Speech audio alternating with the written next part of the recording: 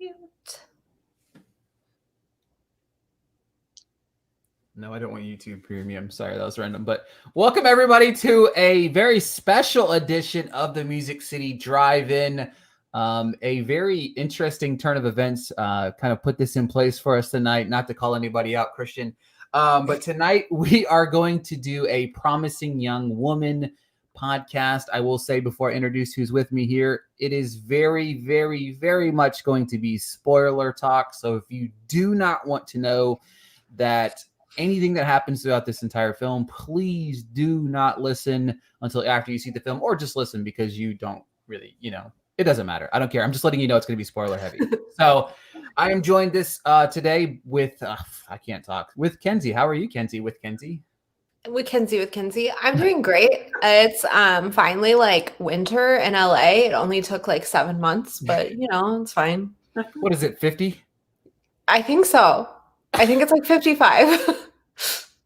I was kidding, but apparently you were Thank not. you. Currently like 32 degrees. That's our winter, okay? That's the coldest it'll get. It's 32 degrees outside right now, so there's nope. That. Also joining us today, I'm very excited. Is this our first podcast together? I think so. I think it is. We've talked like 1,000 times, but yeah. Joining us today, Amanda. How are you today? I'm doing great. It's -17 here. Just like oh my god, I was like, it's so cold. I'm looking blankets and heaters over here. It's oh my god. But yeah, I'm so excited for this, and thanks for having me on today, guys. Absolutely. Kenzie's like, yeah, it's like 55. It's freezing. Amanda comes in. -17. Awesome. I like that a whole lot. I really wasn't sure. I'm unprepared of where we were going to start with this entire thing, because this was like, oh my God, I'm going to go on a podcast and I don't have to prepare anything. I'm just going to be a guy. And now I'm hosting this. So where do we begin, ladies, on this just phenomenal film? Well, I think first you have to just discuss that this is Emerald Fennell's like directorial debut. It's kind of mind-blowing. It really is. I rewatched it again, and I just can't believe this is someone's like first full-length feature film. Like, it's crazy. I'm literally at a loss for words and I'm the one who said this. Thanks, guys.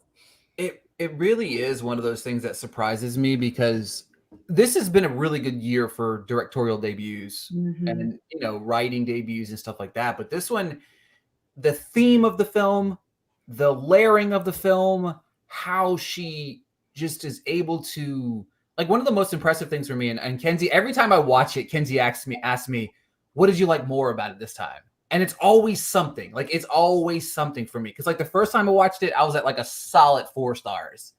Second time I watched it, I was like, that's a lot better than I thought it was. So 4.5. And then the third time, it's still 4.5. But each time I've watched it, there's different things you take away from that. And you would think that somebody that has made films for 100 years created this piece of work, right? Mm-hmm. No, totally. This first time I watched it, I was just so invested from the very first scene that we see Carey Mulligan in, when she goes like home with Adrian Brody. Adam Brody. Can you imagine Adrian Brody at this though for just like 1 second? Sorry guys, it's not a spoiler. She's like, you didn't see the post-credit scene?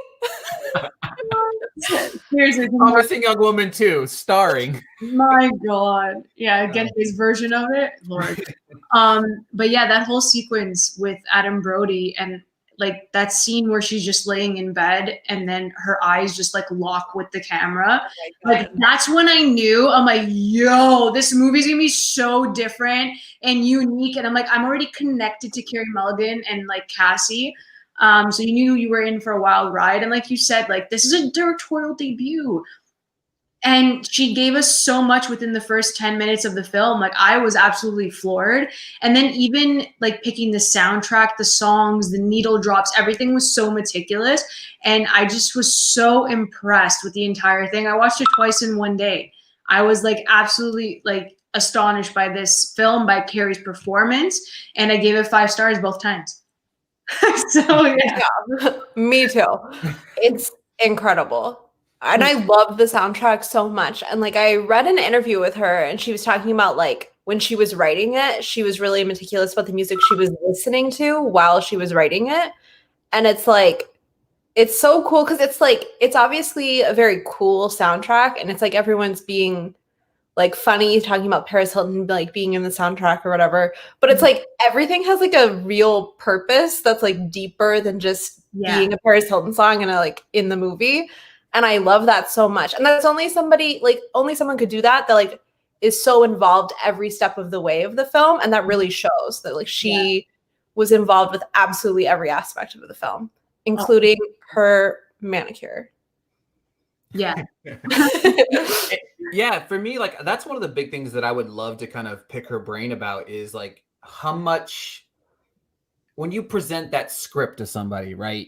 Like what was the reactions, right? That's what I want to know. Like what was the first reactions when somebody said, you know, you handed them that script and they were like, all right, yeah, that's awesome, but this, you know, I want to know what the but was for the first time somebody read that script, right? I'm pretty sure it was the ending, to be perfectly honest. I think like it's been so controversial like all over Twitter, and I've read the people that hated the ending. Like I understand their grievances with it, but at the same time, like it was kind of like a double ending, you know, and I feel like it was satisfying with the way it ended. I know that like we're doing spoilers, but at the same time, it's like I saw people spoiling it before it even came out too. I know. Yeah. Which is like, it's such a massive ending. Like, I don't understand why people had to, you know, ruin it for everyone in that case. Because like we watched it when we did and we still like kept it on lock. Yeah. You know what I mean? Like it's so hard to talk about the film. Yeah. Really, so that's why like everyone I talked to about it, I was like, I can't really talk to you about it until you see it because I can't talk about it without talking about the ending because the last 15 minutes of the movie changed the movie completely. It's not the same movie with a different ending. No. Like I think everybody goes into it thinking it's like a revenge fantasy and it's more of like a revenge like reality because like the reality is like you can't really get revenge for this. Like you like there's no way and the only way that she could was like this route. And if it had been a different ending, it wouldn't have been the same movie. And I personally wouldn't have liked it as much if it ended differently. Yeah. For me, that's what works, right? Because she's willing to sacrifice everything in order to seek the revenge that she thinks is like that closing chapter of her life. And I feel like if you sacrifice everything, but don't sacrifice everything, I don't feel like it works as well here. And that's to me like the biggest thing. Like people are scared of you could have ended that the prototypical Hollywood way.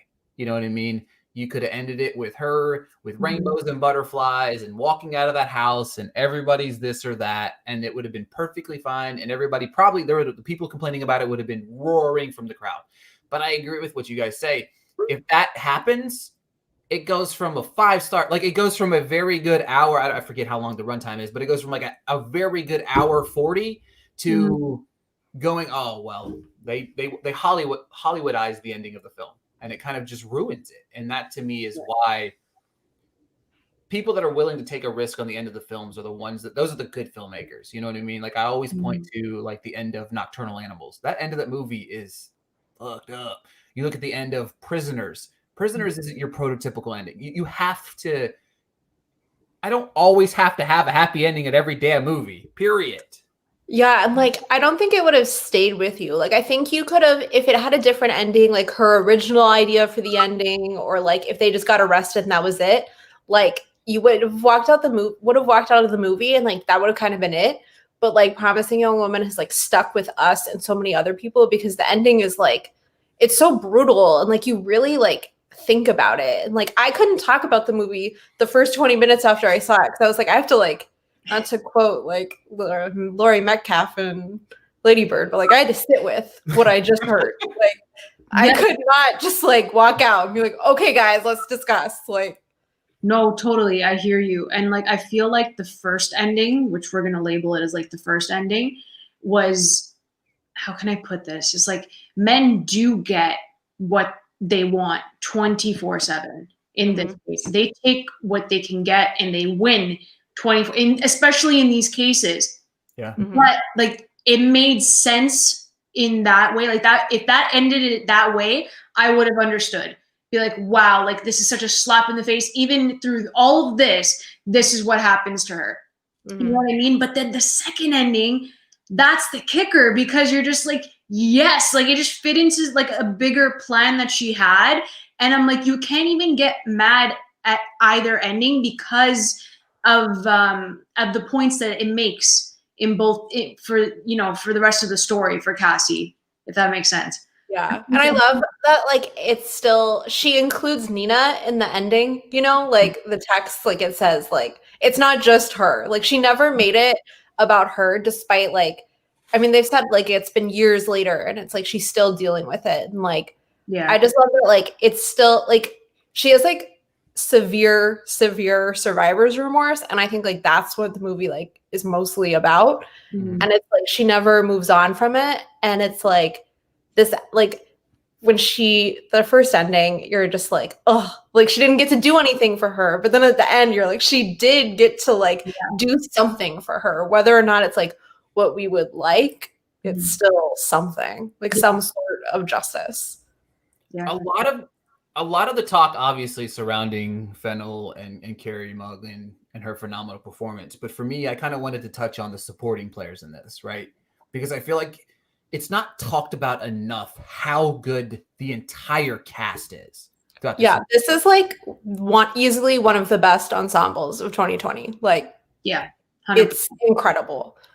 And there's so many, like, even the people that play little roles, like, even if you talk about that ending, and it's when I watched it the fifth time, what Chris Lowell does in that scene, that's a visceral scene. That's a really rough scene to watch.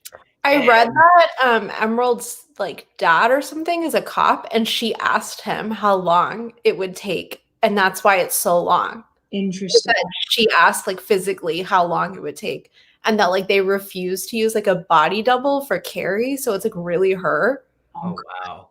And like she said, like it just like put a weird mood like when they were filming it. But like she was like, that's why it's so much harder to watch, even if you know that, because now you know like that's like Carey Mulligan, like, and he's really doing that. Like that's like really his reaction, you know? Like right. Yeah. And it's such a physical thing on top of being like emotional and like in his face and like it's crazy. And that's what, like, for me, like obviously there's a variety of supporting players, and I'll let you guys, but that to me, that scene was so pivotal in selling that particular moment, because you as the viewer are reeled into Carey Mulligan, her revenge story. This is it. Like she's got the icing on the cake. And then what transpires here is like, oh my God.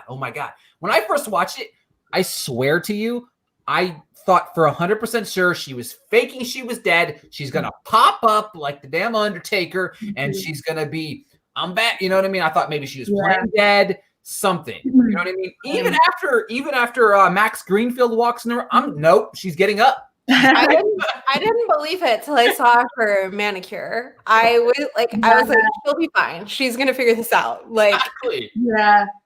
No, honestly. And speaking of the supporting characters, they got Christopher Mintz-Plasse. I'm pretty sure that's not how you pronounce the last name, but they got Adam Brody.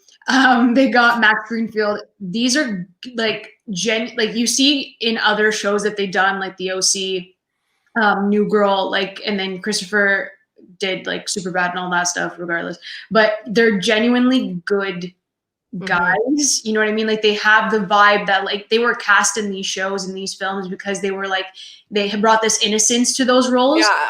And then you bring them into this and then she spins it and you're like, oh my God, Adam Brody, like how dare, like, you know what I mean? You're just like, holy Lord, especially Max Greenfield. Like I couldn't take him seriously while I was watching it because I'm like, no, I love you so much. Yeah, like please don't do this. Like, you can't be this person. Yeah, like, no, don't do it. It added so much to it because it's like that's the whole, like, because I read like a rumor. I never read it was like confirmed, but that like remember that Brock Turner kid that, okay, so there was like a whole article on him that he was a promising young man and that like he couldn't have done something like this. And then that's why she called it like promising young woman. That like, but that's like part of the reason she casted all these guys was that it's all like the like Seth Cohen and like Schmidt from New Girl, and like I know everyone thinks Chris Lowell's from what is it, Veronica Mars, but he is definitely from the Grey's Anatomy spinoff Private Practice. Okay, but like, that's what I know him from. Yeah, all guys you're like so comfortable with, and like you would be like she's trying to say like if you were out drunk. And I want to shout out I don't know his name, the fedora guy. He is from Veep, and he was so annoying on Veep and like such a goody two shoes. And Sam Richardson. Yeah, like it's so funny that he's in it. I love when he runs away. He's like, "You guys ruin everything." But like, it made it so like it could be a guy you know, and that's the whole issue. Is that like it's like anyone can do this if they're bad on the inside, and they're never like they never face any consequences, and she has to get them to murder someone to face consequences. Like that is ridiculous, and like that's why the ending works so well. And I would have hated her original idea because this is like more realistic. Like no one's getting justice for them being raped. They're getting justice when they murder someone later. Like it's twisted, but it's the reality of it. Yeah. And it started so many conversations. And I think that's why this movie is so like, I'm so glad this movie got delayed from April to December, because now it's like in more of an awards conversation. Yeah. And I think like more people are seeing it this way. And I wish it had opened big in theaters, but like we're kind of blessed that this many people get to see it and have this kind of conversation. I think it would have been wicked to watch this in theaters, though. I wish I could watch it in theater and watch people watch the ending. Yeah, like I would have gone multiple weekends. Yeah, sat on like the far side, and just like as the ending's happening, just like one of these. Because I definitely did that to my husband, and he was like, "What are you doing?" And I was like, "I'm sorry." Like just watching. I did that with my parents, and they were like, "Oh my God, Amanda. Oh my God, this can't," like the running commentary was just, it's so worth it. The scene is so long that they're like just trying to, they're like, no, like someone else is going to come in and like, it's going to stop. Like, it's just funny. I think that particular situation, it's such an awkward long take. You're just watching it, but you want to fill the silence, so you're talking because you're nervous. Yeah, you're like, no. Like, no, it's gonna be fine. No, what is he doing? And no, like it just kept going, and I think that's what's so funny about it is the reactions to people, not necessarily what's happening on the screen. Right? Yeah, it's because like we're so uncomfortable. Like you can't watch that; it's uncomfortable, and it's like. But what's more uncomfortable is like that it's happening. Like. Yeah, it's just crazy. But that's also like a great thing to note is that it's really quiet. Like that's all you can hear is like that happening. And throughout the rest of the movie, like the music is such an important part, but like they knew to make it like silent and just that's all you can hear. And again, that's a first-time filmmaker, right? You know what I mean? It's like insane. First-time director, you know, and that blew my mind, you know. Even Max Greenfield in that scene that followed, like when he comes in, just nonchalant. When he's like poking her, he's like, "Wake up, sweetheart, time to go." Like again, Schmitty, no. Like I love that he brings up, he's like, it's like a bad 80s movie. Like you killed the stripper. And I'm like, but it like flipped it on its head, you know? Like they brought up that that's like a trope that you see in movies, but they're like, it's actually a person dying, so it's not really funny. Like right. Like, and I love so much that Alice is like, I'm a good person. Like, I didn't mean to do this. And I'm like, kind of like, you didn't mean to do the other thing either. Like, it was an accident. Like, he can't take accountability even when he just murdered someone. Exactly. And also what I found, even, we're going to bring Bo Burnham into this. Yes. He's another one where it's like, oh, he's such a sweet guy. He's so nice. And then he did what he did. I lost my freaking mind. That scene, that close up of Carrie, like when she watched, I'm like, oh my God, give her an Oscar right now. It's crazy. It's so much more powerful than showing you the video. Was just like the audio and her reaction. Like I don't need to see the video. Like it's bad enough. right? That scene, like, it's first off, Alison Brie in her short time in the film, She's so good. Loved her. like so good. And then I love like right as she walks out, never contact me again. Like I'm like, yeah, That like line delivery was like a combination of every character she's ever played. I swear. Like it was like her character from Mad Men and Glow, like they were all like saying it at the same time. It was like so trippy because it was like another thing. Like she's been in so many things as like a nice girl, but she's like complicit in this entire thing. Yeah. Like how long has she had this video? right, yeah. And even after the lunch, like the lunch, you couldn't like I love that at the lunch she's like, I don't remember, like nothing happened, and then Yeah. she's like, oh, but I have a video. Yeah, that's also Exactly. timing. Like, yeah, it's timing because I think she had after the incident that she Went back. Yeah, that Cassie kind of set up after like in the hotel room. I think that's what kind of made the gears turn a bit. And she's like, you know what? Like, if I went through this and it was like something fake that happened, like, can you imagine what other people are going, like, what's happening in their mind? So, like, that's karma to her because that lunch scene, I'm like, I want it's so funny. You're like, oh, this is cute. They're like catching up. And then she just waits till she's like the perfect amount of drunk and has more alcohol. And she's like, so remember Nina? right. And it was like whenever she like subtly dropped, he's like, whenever he's laying in the bed, he was like, well, what's your name, Nina? And he was like, it's what? like, no. Like, and then he's like, what's your name again? And she says like the full name. And he's like, absolutely not. And he like freaks out and sobers up. He's like, no way. Like, no way. Yeah. It's like perfect delivery. Everything was delivered perfectly.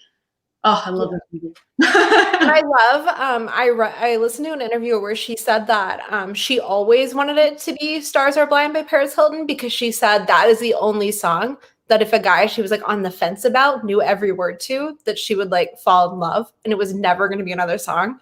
And I'm like, that's so funny because she was like, it's not like a super popular song. It's like you had to be like invested at the time it came out to like know every single word. And she's like, so that was why. But she never answered my question. Did Bo Burnham know all the words like before, or did he? I would have to, because okay, so I saw an interview with Carey Mulligan where she talked about that scene, right? And she's like, I knew the song, but she's like, she said it was one of the hardest scenes to film because I'm sure because it's so like I can't imagine like singing in front of people like like seriously. Like I mean, I can do karaoke with the best of them, but if we're trying to like but I wonder like did they do a bunch of takes? You'd probably be like, oh my god. Right. How many takes did that happen? That's I would do it over and over and over again on purpose. Like, stop. Yeah, that's obviously the scene, right? Everybody talks about this scene. There's so many different ones. Obviously, the reason why it's kind of that blissful moment where you get lost in Cassandra's story. It's like, oh my God, she's in love, right? You know what I mean? Like she's happy, she deserves this, even though we know at some point in time this is probably gonna, falter at some point. But well, you think she moved on? Like she took everyone's advice. Like she moved on with her life. Like she couldn't live her life trying to get Nina some sort of justice. Yeah. And you're like, she's comfortable. Like she's good. Yeah, but that's I know this because I loved it and I gave it 5 stars.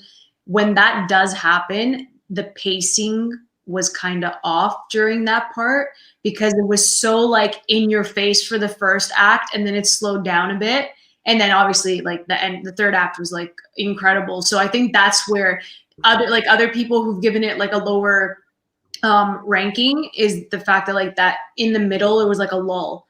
But it was nice to see her like go through that with him. Obviously not with what he did afterwards. But I think that's the only like issue with people that I think other than the ending. So that was the first time I watched it. That was my problem. And I talked to Kenzie about it. And my second time I watched it, for me, I can understand that with people understanding, like you said, it kind of transitions pretty, it's kind of rough there. But I think it's like for me, after watching it a second and a third and a fourth and a fifth time, I think it's rough there on purpose, right? It has to be. And you're right, it's so in your face for so long. So you finally get brought down back to earth. Yeah. But so is she, right? She's back down to earth as well because the relationship is normal, right? She's always on it at a 50, and right now she's at a 10 because she's happy, she's in love, and all of these things are going on. So I felt like the first time I was like, this is stupid. Like this part's stupid, but it ties it together so well, though. Oh yeah, for sure. And I love when Bo Burnham. What is his character's name?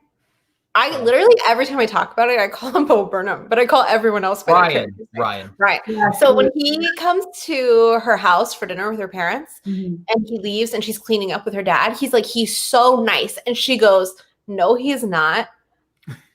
Yeah. And I didn't notice it till a rewatch. And I was like, oh my gosh, she like subconsciously knew he sucked. Like, she knew. Like, she just like, she wanted to move on so badly that she like kind of like used him as like a life raft, kind of like, like I can't have a normal life. And then she sees the video, and you can obviously like when you hear his voice, like I felt like it was like finding out like my husband did it, you know, like I was like shit, because I was so invested in her being like happy and not like just normal, but just like not going to bars, pretending to be drunk, hooking up with TV's best guys. Like it was like, ugh. But that wouldn't have had such an impact had we skipped over her relationship. Also, obviously, like it's there for a reason. Yeah, like I think like Ricky's saying, it ties it all together. Like if we had skipped that, I would have just been like, that sucks, but what are you gonna do? Like, but you could see why it was so menacing for her, and like why it really like put her back on her Roman numeral track. Yeah, no, for sure. And also with oh my god, with her saying that he, like what you said, that he's not oh my god, what did you say before the exact phrase about Bo Burnham? Nice. So say he's not nice. She's been through so much and she's witnessed so much. So her saying like he's not nice is the fact that like she marked down every guy that wasn't nice for like the longest time. So she has that doubt because of what she's seen too, right? So, like now that you said that, I'm like, yeah, like there's a reason why she thinks like she's going out. It's basically like she's doing like a research of their town, you know? She's like, I've done this, and 99.9% of the male population is evil. Like, don't trust them. I mean, like, it's true. She didn't need to do an experiment. No offense to me. Well, like no offense to men. No, like all women have gone through their own stuff. So, like you never trust a guy right away. Like you have your guard up at all time. And like it took so many people to like kind of encourage her to take it down. And it's like you kind of knew that all bets were off with her at that point, because like she did try, and like what was the point? But to be fair, just to counter her for a second, she could have dated someone that didn't go to her medical school. Also true. Because, like, of course. But she did spit in his drink, and he did drink it. So, I mean, that automatically. That was one of my favorite moments of the movie, because, like, it just shows, like, she's really weird. And, like, she found someone who could, like, counter her, you know? Like, that wouldn't just be like, what are you fucking doing? Yeah, because that when he drank it, like the look on her face. You were like, okay, like checkmate. Like, cool. Like, you're just as weird as me. Like, exactly. Like, she found like her equal in a sense, but then it was just like absolutely not. Like, and that's go ahead. No, you're good. Go ahead. No, it's just like that's like what's realistic about it is the fact that you can be so blinded. And I think that's why Stars Are Blind actually works well in the film as well, because you can be blinded by love and all the red flags because you're so invested. And like you said, like she was latching onto him like a life raft, and she wanted to move on so badly that entire sequence of her falling in love with him to that song is major, and it works so well. So I think for Cassie, it was an overwhelming sense of emotions on all ends. So it sucks the way that it ended, like it went, you know, for her. Yeah, it's so brutal. I love separately from that, just like the entire soundtrack, and then like the coloring of the movie is so bright. And I feel like it complements the dark undertones of the movie so well. And I saw so many people the first time it was available on digital complaining about it, and I was like, did we watch the same movie? Because it is part of the story. I don't understand. I don't get it. I honestly don't get it. People were complaining about the smallest things, and I'm like, it's one thing if you don't like the ending and you don't like the story, but like you're nitpicking that of all things. Let's be honest, they were all men. Not but I'm sorry. Literally. No offense. You know, I some saw some my people get triggered when they're watching Yeah. something because it reflects who that person really is. That's But like the biggest thing about this was so many men were like, not all men are like men don't do this. And I was like, if you're so upset about it, like you're probably because this is a mirror of your actions, not like I just watched Thelma and Louise today and the opening scene of her almost getting raped, and he was like, she was fine. She's like, if a girl's crying, she's not fine. And I was like, another thing, like this movie's like what, 30 years later? And I'm like, we're still explaining this? Like sad thing. And that's why like with Promising Young Woman, it's like this needs to be shown in schools. It really does, because no one is talking about it in schools whatsoever. It's like, oh, we're not gonna talk about it because especially colleges, like it's mind-blowing to me because like this is even like that's what bothers me the most about this, I think, is that this happened when they were in med school. So that means they went through college, they were in med school after college, and this is still like men still aren't mature enough to know. yeah, like, so what ballpark? She's 25, maybe 24, 25 years old, and it's still like it's not like she was 18. Not saying it's okay. 18, but it's like but it's just like really crazy to me. And then just like the whole with the dean.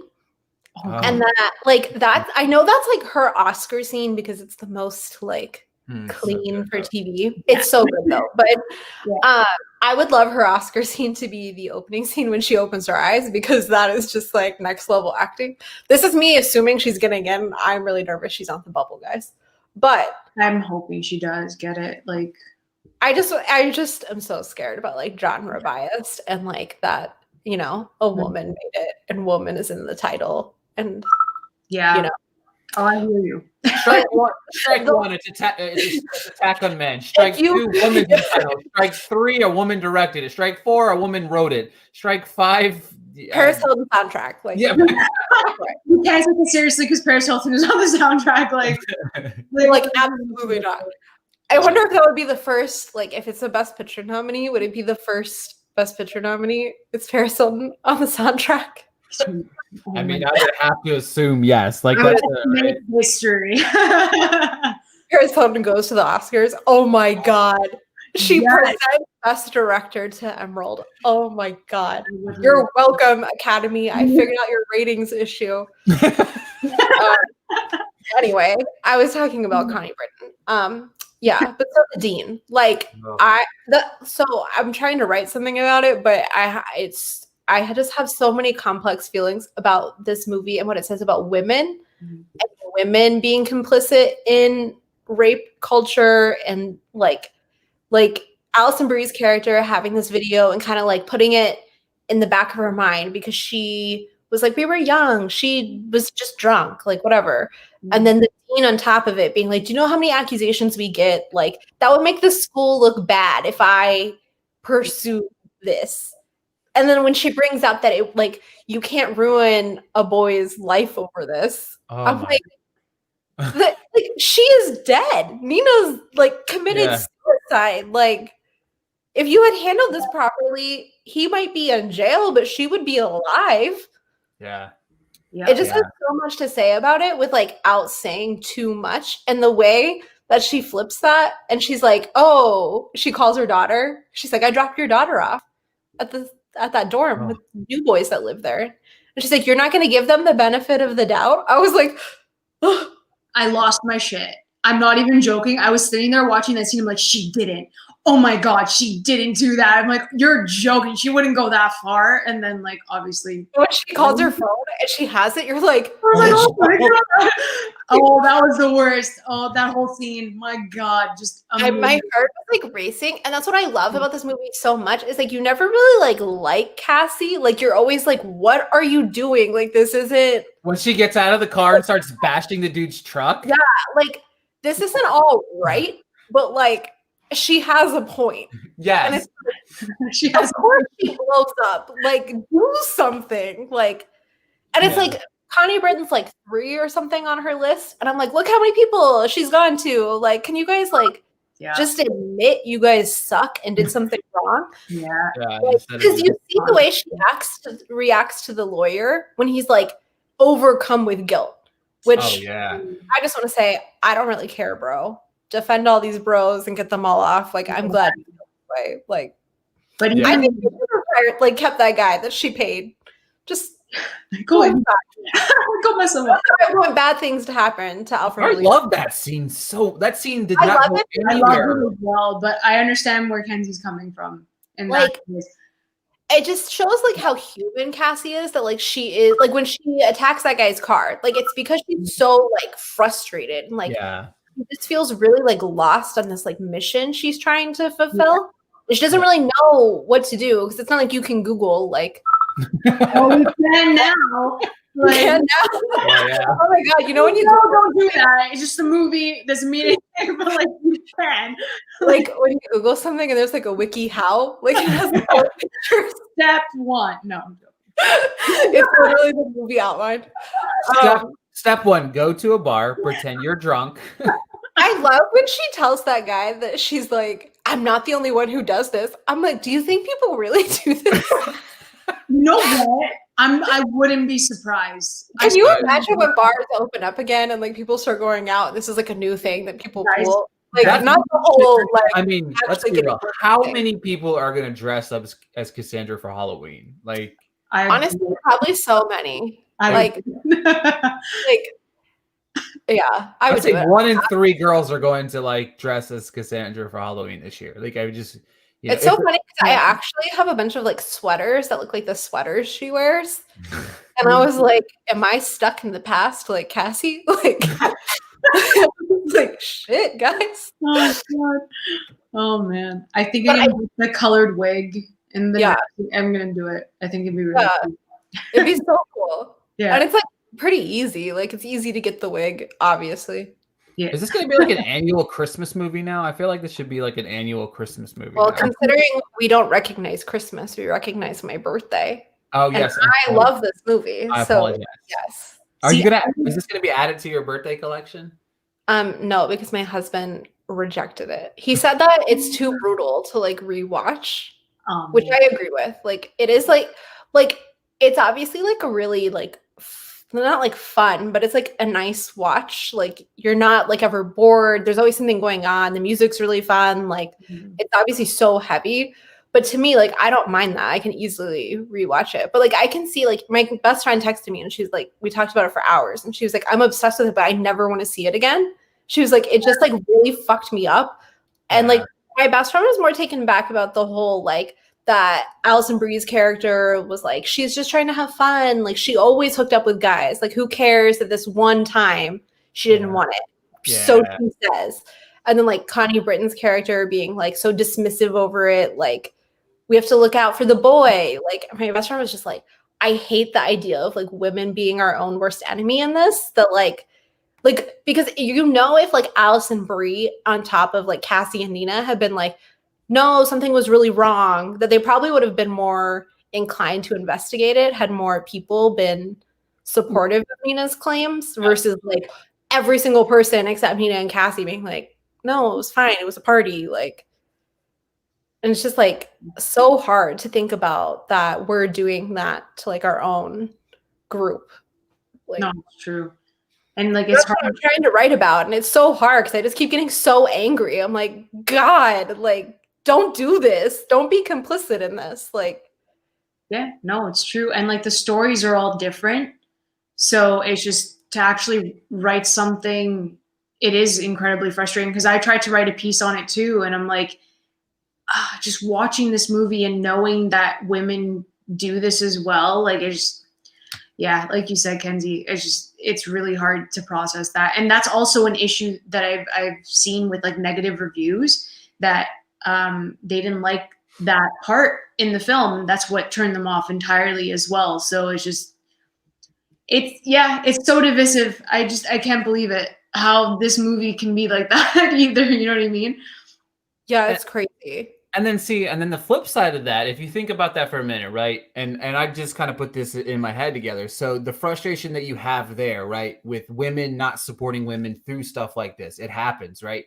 But then on the flip side, after what happens in the bedroom, the first thing Max does is figure out a way to fix it, right? You know what I mean? Like that's the flip But side. the man like clung to like help Right, him right. versus like And in reality, Alison Brie should have been doing that. right. You know what I mean? It's crazy because a guy in that perspective at that particular moment, his first thought wasn't, you know what I mean? Like, I'm gonna go to jail. We're going to jail. Like his He's first gonna thought help his was friend. right. Is I need to fix this so that my friend doesn't go to jail for the rest of his life for murder. Right? You know what I mean?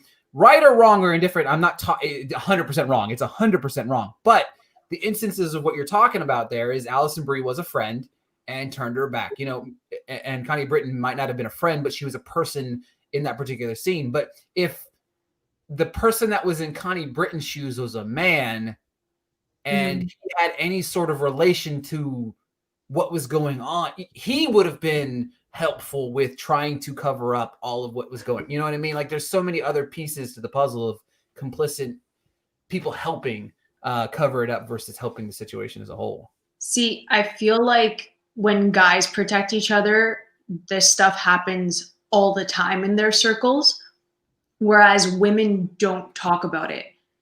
I feel like they don't reach out and they don't say like, okay, guys, listen, like this happened to me, because like I know women, they're just afraid to come out and tell their story, as we've seen. So like, I feel like this film shows that extremely well, because women really just don't want to talk about it because it's an awkward situation or they're ashamed of it. And like, that's the wrong way to go about it. Whereas with guys, it's like they talk about sex so freely that even if they do commit an act of like assault or harassment or rape, it doesn't click in that that's what it is, because they're just taking advantage of the situation for their own kicks type of thing. So that's what the shows are really well in that case. Yeah, definitely. Yeah. And like, I just feel like I kind of like that they were in med school after I said I didn't like it, because it just shows that guys don't ever mature and learn right from wrong, I guess. But like, it's not like they were like frat bros, which you see like in every kind of movie and like real news story. It's always like a frat guy. Like, got no offense to people in frats. I mean, kind of. I don't know. Yeah. Okay. But they kind of like band together and had this like brotherhood. But this is just like them. They were friends. They were classmates or whatever. Like that was their connection. And like, yeah, they were still friends years later. And like, he was in his wedding or whatever. But like Nina was like Cassie's best friend from like childhood, and like that's the reason she has this lifelong commitment and like is still trying to find some sort of justice for her. And like, it's so crazy though that she starts out like, we start out the movie and it's like, I don't know how long she's been doing this. I mean, her notebook makes me think years of her. Like, I think she thinks that's like some sort of mini justice for Nina, like teaching guys lessons. Yeah. But then it like progresses into like, she's like, you know what, like this isn't enough. I'm going to go after the actual people that were part of this. Yeah. And I love that she uses Roman numerals in her notebook, and then Emerald Fennell uses the Roman numerals like to go over the guys or like the people. It's just so cool. And I love the sound effect when the Roman numeral pops up. I'm like, oh shit, it's on. Like, yeah, it's also terrifying because I'm like, I don't know what she's gonna do, and I don't know if I am gonna freak out or not. Like, yeah, and that just makes me love her even more because she was so unpredictable. Yeah, like I didn't know what she was gonna do ever. And so she's like on the same level for me as like Amy Dunn in Gone Girl, and that's also another film where like I watched it twice in one day for the like back to back for the first time, and then I watched it again. So those two women are like icons for me. Like they're just amazing. Yeah, and just wait until the Oscar snubs this one, just like they did that one, and then we'll just be all over. If you bring up that it's gonna have the same Oscar glory as Gone Girl with its one sole nomination, I will die. Honest to God, like who won that year? Like Gone Girl year? I don't even know. Still I out, It was right? technically, yeah, it was technically like a past, like an overdue Oscar, but she is really good in that movie. I don't know. I think if Gone Girl came out now, it would be very different because I don't know who read that screenplay. It was like, doesn't deserve a nomination. Oh my Like, god! Don't even. Yes. Yeah, and that the score and the editing and the directing and picture and the whole movie. yeah, I won't even go there. Also, another thing to tie it into Gone Girl is I would not have liked Promising Young Woman had it been Margot Robbie, and I would have not liked Gone Girl had it been Reese Witherspoon. 100%. Yeah. Like Yeah. same kind of thing. It I just doesn't- feel like Margot would have been like too big. Like I feel like Carrie was like really like internal and like you could like see her wheels turning even when she wasn't really doing anything like physically. yeah. And like the whole scene with Connie Britton, like their chemistry is like really creepy. Like I was like, they're gonna stab each other with their eyes. Like Exactly. I don't understand this, but it was there. Carrie Mulligan is just perfect in this movie, and one, she's past due for an Oscar, and two, it'd be really worthy of an Oscar. Well, if you really look at the people that could get nominated, like I know Vanessa Kirby gave an outstanding performance in Pieces of a Woman, but like I feel like people also kind of forgot about it already. Mhm. I don't want to be like brutal with that, but I feel like they kind of forgot about the film.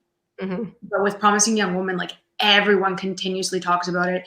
Everyone's talking about Carrie Mulligan. So I think that she has it in the bag if everything goes well. I'm really happy, like everything goes well, like especially at the Globes. I'm really happy that they switched the category because being a comedy musical, like I'm just kind of like better. I think she would have been better in comedy musical because I think she would have won, and I don't think she's gonna win the Globe. Aquafina says hello. Wow. Yeah. But also with that, like I wouldn't have put her in the 5 either, but that's beside the point. but also with that, like I know that Leo too, with like The Wolf of Wall Street and Michael Keaton with Birdman, like they won. Oh, and what's his name? Taron Egerton. Yeah, they won, and then you go watch the Oscars, and you're like, I beg your pardon, like what? So I feel like everyone's kind of unlucky when they go the comedy musical route, and then like they really are. Yeah, for sure. Yeah, I don't know. I think like the movie, like if it won Best Comedy or whatever, it would have been better because like I don't think it has like a shot in Best Drama, like the film itself. Yeah, no, that's fair. But I think like the movie would have done better if it had won. But I think like Carrie would do worse in the long run if she had won. It just sucks. I wish the Globes weren't televised because then we wouldn't talk about them because they're dumb and they don't make any sense. And 0 sense. who cares what 92 people vote on? Not me. It's all over the place every single year. And then like everyone's like, oh, the Golden Globes determine the Oscars. I'm like, where? They literally only do it because they're on TV. If they weren't on TV, nobody would talk about them. Where do they do that? Justin Hurwitz won Best Score for First Man. Aaron Taylor Johnson won for Best Supporting Actor. That is another physical reaction from me. Like the same reaction I had when I realized that that Cassie died in Promising Young Woman. It was my same reaction when Aaron Taylor Johnson won the Golden Globe. I was like, what? I was shook. I was like, and I was happy. And then he doesn't even get nominated. One of his co-stars gets not like Michael Shannon. Like I like Michael Shannon, Actor now. Is okay. That's the end of it. I mean, can you imagine Michael Shannon being one of the guys? It'd be so funny. Probably so awkward.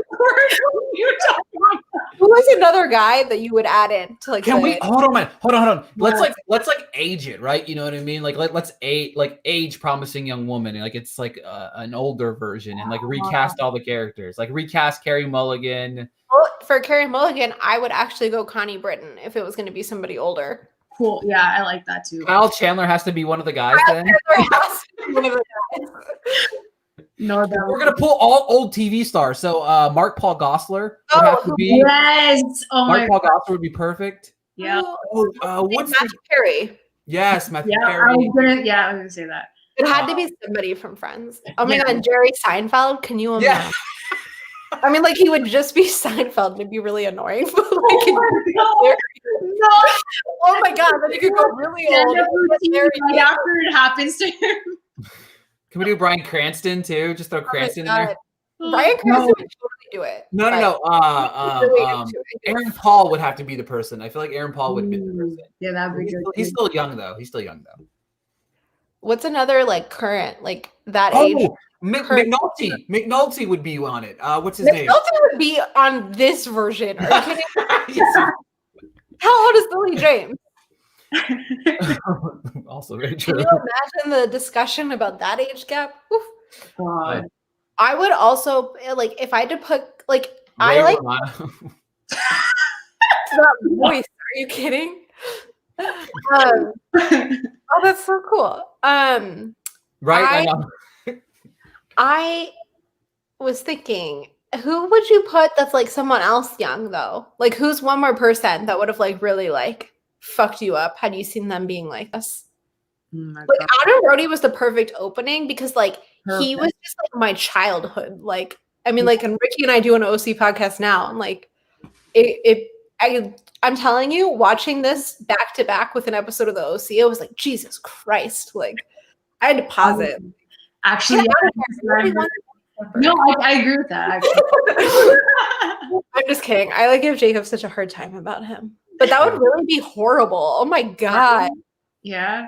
Andy Samberg's not a good actor, though. So, I wonder if he just hasn't had a really good chance to show his like other side. Like he's always like within the same realm, you know? Yeah, it's the same performance. It's kind of like Adam Sandler when he like does the same thing. Yeah, like every once in a while when Adam Sandler does like a big like separate movie, like Ricky's favorite movie of all time. Then you're like, Adam Sandler can act. Did you leave? Oh, okay, bye. Power of women.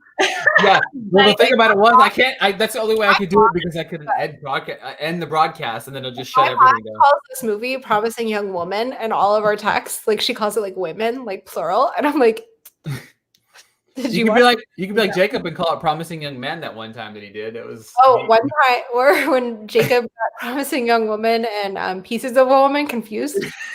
Oh God, I don't blame him though. Women titles. Yeah. They're gonna mess it up like Hidden Fences. Oh my God. It's gonna happen with this. Did you say wrong? Get out of here. I don't know what he's wrong. I don't know which part. I was thinking other things. I think he didn't mix them up. Oh, yeah. I was thinking other things. Yeah, I'm thinking of ending things. Like, yeah, that's one of the worst movies I've ever witnessed in my life. It was so bad. Would you prefer that over Uncut Gems? I swear to God. No, I'd rather watch Uncut Gems. Thank God, I would have been like, what? I'd rather watch Block Look again or whatever. So yeah, no, I would never watch I'm Thinking of Ending Things again. Never. The only nice thing is I say I'm thinking of ending things a lot, like in text. I think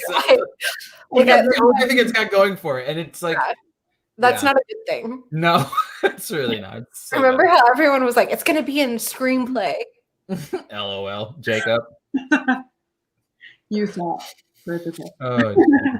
Oh, and then one more thing I wanted to add before we end this. The discourse around this movie, I have a lot of thoughts about it, but I was talking to my friend. When Jennifer's Body was released, we thought it was the best movie ever. And then like the next weekend, the reviews were like, this is the worst movie ever made. This movie is like such a like vulgar mess. But I think that like the movie was just misunderstood in a lot of ways. And then like men just like controlled the discourse around it. Yeah. And I think that's what's starting to happen with this movie is like men are just saying things and not understanding like what the movie is saying overall. Right. That's why I'm wearing a Jennifer's Body sweatshirt. Yeah, I love it. I just think like this movie isn't what it appears surface level, and that's why again the coloring and the costumes and the soundtrack add so much to this movie because it's not like what it appears. It's so much more, and it has so much to say. And I just hope if anybody's listening that watched it and did not like it, and it wasn't just the ending, like rewatch it and like. Focus on what the bigger picture is, not just what's happening in front of you. But I also think that it's not only the men in this case, because I've seen there's a lot of women with a lot of bad takes. A lot of women just going really like they're missing the entire point of it, and I'm just like, but then again, that's their opinion. If they've gone through different things, then I like, you know what I mean? Like, I'm not gonna say that it's the wrong opinion, but it's just a lot. It's more mixed than I thought it would be, because I thought a lot of women would like boost it and be like, this is the best movie ever made. But I've seen the total opposite, and I'm like, I'm kind of taken aback by it. I'm like, oh man, like I didn't expect so many women to dislike it. The reasons also that I'm reading, I'm just like, I just want people to like understand what it's saying. It's not like saying that Cassie's right with everything. And I've seen so many women complaining about that. I'm like, it's never saying she's like a hero. Like it's a complicated person at the core of the movie. Like they're not hiding that. And that's what I like about it so much is like, she's a messy, real person. Like she doesn't know what she wants. She doesn't know if this is right. That's why she gets so mad and attacks that guy's car. But also, if you call me a fucking bitch when I'm driving my car, maybe you kind of deserve to have your taillights broken. I don't know. Don't talk to me like that when I'm driving. Why didn't you just drive around her? I don't know. Also, don't know. You like have really bad road rage. Don't you just like pull up to someone and be like, fucking bitch, and like drive off? Like who hangs around? Yeah. Unless you're Russell Crowe. Unless you're Russell Crowe. Russell Crowe's the only one that kind of hangs around whenever, you know, he goes crazy. So real quick, I thought this was funny. Somebody, I'm not going to name the person's name of the reviews, but some of the things that annoyed me about the movie, I'll hit on these real quick before we go. Mm-hmm. Ryan suggested they go for coffee when they just had lunch and haven't even finished their Cokes. Okay, but that's like he just wanted to change his scenery. I'm just featuring that Paris Hilton song as a crime against humanity. Nina's mom. Wait, no, because everyone yelled at me when I had Stars Are Blind and another Paris Hilton song on my wedding playlist. And at my wedding, other than Shallow, nobody, like everybody freaked out over Stars Are Blind. Like everybody freaked out, stopped what they were doing. And this is like 2 years before this movie was released. Imagine it comes out now. Nina's mom isn't as tenacious as I think a mother would be or should be. That's so specific. I would think that she's just angry at their mom. Oh, and then my favorite part is and the whole ending, which left me not only in tears but wishing that the film had a preview audience that had demanded another one. Okay. Well, I read that Emerald sat in the back of like a screening of it, like in April, and somebody, like people got in a fight, like in the midst of the ending, like a physical fight, like yelling at each other, and she was like, I assumed at that point the studio was gonna be like, we are not fucking releasing this movie. Like, she said that like once she rewrote the ending to be the ending that's in the movie, that she was like, that's the only ending. Like I have nothing else to say, which is really interesting because I read this article and they clearly didn't understand that the ending was like originally different because they were like, she totally wrote the ending first. And I'm like, no. Because they were saying like the whole movie isn't working towards the ending, which it does. But does. Like, she wrote it to where like Nina like cut it, or not Nina, Cassie like wrote Nina in his chest and cut his male parts off and pieced out. Yeah. That would have been better. I'm joking. I'm joking. Relax. Some people wanted that, and I'm like, that's not what I wanted. This movie had like so much to say. And I did want the carving. Like I think the name, because that whole monologue when like she says that Nina became like yours, and that his name was the only one that she remembered, and she kind of lost herself. And I thought that was such a moving monologue that if she were to carve her name in him, I thought that would have been awesome as well. Not cutting anything else off, but I'm just saying like just carving her name. You know, and Girl with the Dragon Tattoo, and she like tattoos him. Yeah, like yeah, he could have like continued on this ending, but it would have been like really funny if he had like a tattoo on his forehead. Like funny. Nina at the top. Yeah, like we should do that. Like that's how you should punish like rapists. They should, you know, go to jail, but they should also get it like tattooed on their forehead. Yep. Yeah. Okay, I fixed the system. We're serving justice now. Like, Oh, you Joe Biden. Oh God, that was all right, guys. We're gonna get out of here. To retweet this podcast, then Joe Biden will see it because that's like the only celebrity that he follows. So if you do that, then I can actually fix the justice system, guys. Yes. So tweet at Chrissy Teigen. Get her to retweet it. yes. Joe sees it. Next thing we know, Kenzie's on her way to Washington. We could call it Nina's bill. Yeah. Oh my God. Yes.